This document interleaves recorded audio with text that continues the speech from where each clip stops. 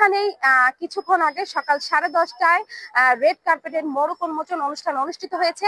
আর এই রেড কার্পেটের মোড়ক উন্মোচন অনুষ্ঠানটি সঞ্চালনা করেছেন কান ফিল্ম ফেস্টিভ্যালের শেফ ডিজাইনার আলী। তিনি পালেদা ফেস্টিভ্যাল ভবনের সামনে এই রেড কার্পেটটিকে সযত্নে বিছিয়ে দিয়েছেন। আর এই রেড কার্পেটের দৃশ্য সচক্ষে অবলোকন করতে সকাল থেকে পালেদা ফেস্টিভ্যাল ভবনের মূল ফটকে চলচ্চিত্র প্রেমীদের ভিড় জমে আছে। আর সন্ধ্যা 7:30টায় এখানেই অনুষ্ঠিত হবে 78তম কান ফিল্ম ফেস্টিভ্যালের উদ্বোধনী অনুষ্ঠান।